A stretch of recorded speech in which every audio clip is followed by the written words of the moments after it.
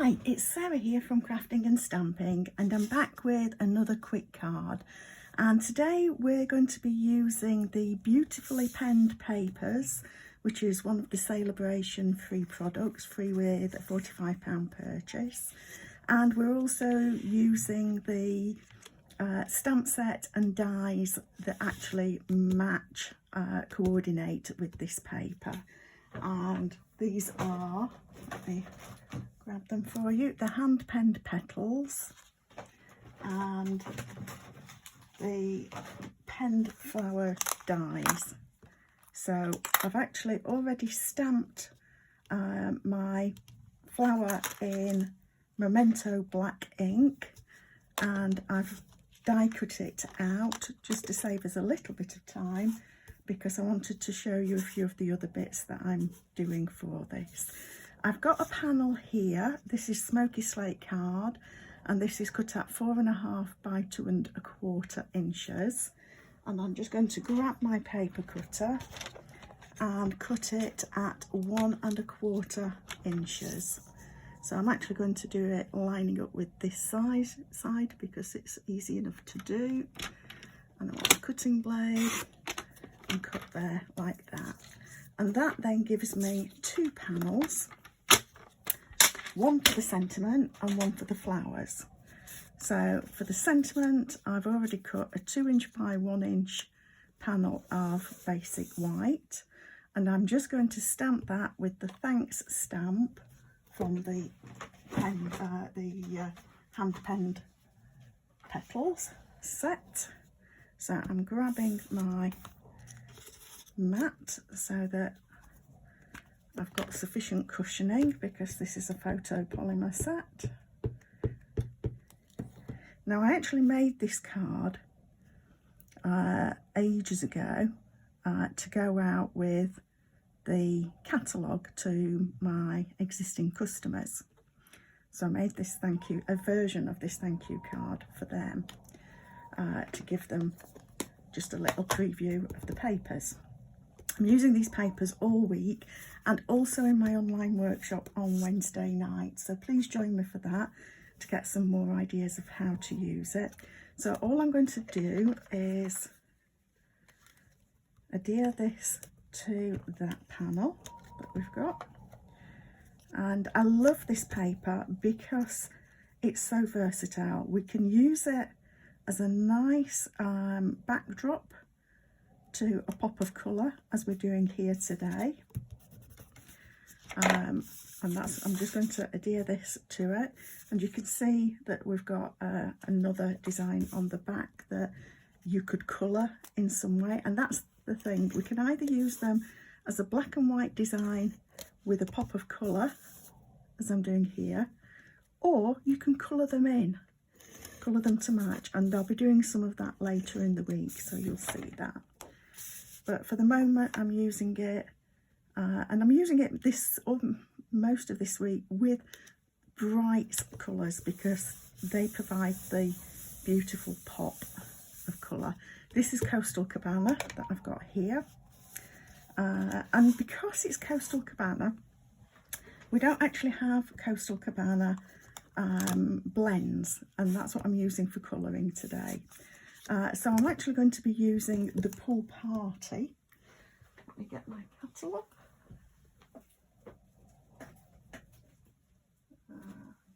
I'll find that in a minute. I've put my catalogues. Ah, here it is. So I'll just have a quick look at the colours.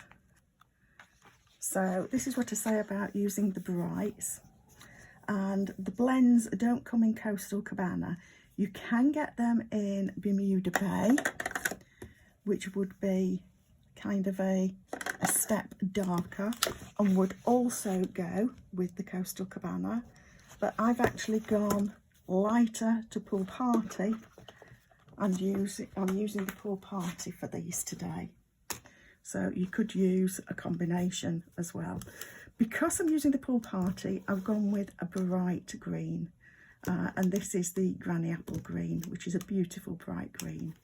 So I'm just going to colour these. Now, if you're perhaps new to crafting, you might not have got an embossing machine to be able to cut these flowers out, in which case you could fussy cut them. You don't have to have the die cutting machine. However, I would say because we're in Sale-a-bration, this is a perfect time to treat yourself to an embossing machine. And if you purchase one now during Sale-a-bration, then even if you get the mini machine, you'll qualify for a freebie. And I'll just double check in a bit, but I'm pretty sure that you would qualify for 2 freebies if you get the larger Stampin' Cut and Emboss. So what I've done is I've just used my dark, and I've used it in the centres of all the petals. This is just a way that you can do it. There's no right or wrong way. And what I do then is I just use the light, and when I get to the bit where I've already coloured, I just colour over that in a bit of a circular motion. So and that blends out the darker into the lighter. And sometimes I go all the way down covering what I've done before, and sometimes I don't. Sometimes it's just enough to make that blend there. So what I'm doing is I'm just colouring with our Stampin' Blends. Now Stampin' Blends are alcohol based, so you need to use a water-based ink as you're stamping. So I've used Memento Black on this, and I've used Memento Black because I've used the Memento Black as well for stamping the sentiment. But on the ones I did for my customers, I actually used grey granite for a softer look, and I'll be popping these photos onto my blog later. It'll be later today actually. So please do drop by and just have a little look at the difference that you get between using the black versus the granite. If you're just starting out, then you're going to need a black, so go with the black. If you've been crafting a little while, then it's not a bad idea to add a grey or two to your colours. And grey granite is a bit of a warm one. You could also go with smoky slate. The basic grey will work, it's just a little bit darker, and I quite like like I say, the softer look of the paler greys. So those are my blues, and now I'm going to do a similar thing with the Granny Apple Green, and I'm just going to what I'm doing is going over where it shows the shadow areas, and I will also use the darker green just for the stem. I'm coming back to that because it's a narrow area. So I've been using the brush end. I'm now going to use the narrow tip end to just fill in the stems quite carefully. So we've got a nice narrow tip here so I can stay in my lines, and there is a colour lifter pen that you can get if you're worried about going outside the lines. So that is all my dark. Now I'm switching to the light. Like I say, I'm using the brush stroke end, and it's the same idea. I'm just going to colour over and then just use a slight sort of swirl motion to colour in and blend where the light meets the dark. And we'll just finish off these leaves. So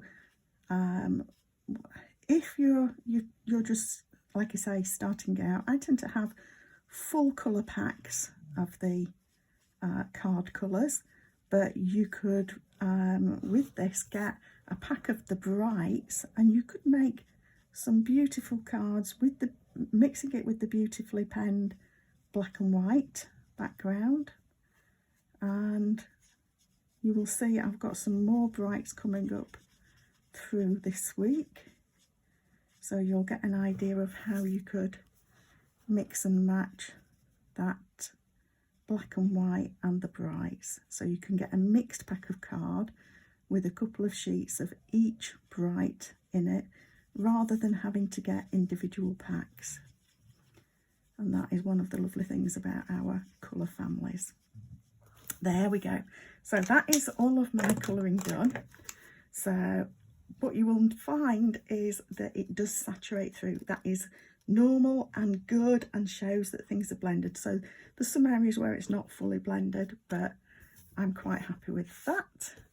So what I'm going to do is pop this up with dimensionals. And I want some regular dimensionals, but I'm also going to be using some mini ones. So just popping our large panel up, we're going to have a little bit of overlap, and that's on purpose for a little bit of extra interest and dimension. So what I'm going to do is just lay that down to make sure that I don't put this too low down on the card. So I'm just eyeballing it to get it fairly central side to side, and that's that. And then we'll pop this up as well. Just pop 3 dimensionals offset a little bit like that.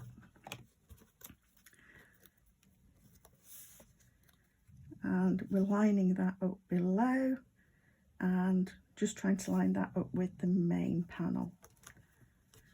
And then I'm going to pop these as well.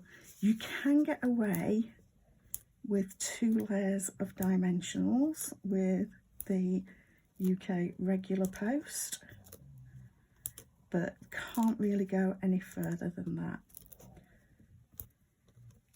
But you could, if you wanted to, adhere this flat to that panel, or you could put that panel on flat and then pop this one up.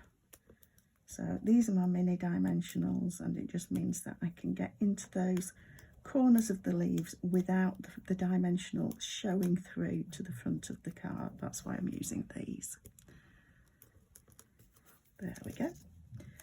And then I'm going to pop that up over and just overlap a leaf and a bit of petal on the sides, and there's our quick card for today.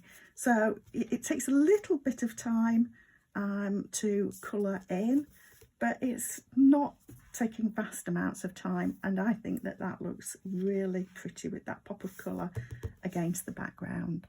So I hope that this has given you a bit of inspiration. Like I say, I'm using these papers throughout the week. Please join me at my online workshop on Wednesday if you can. That's the 1st of September, and it'll be 7 p.m. on my Facebook page. Thanks for stopping by, and I'll see you again soon.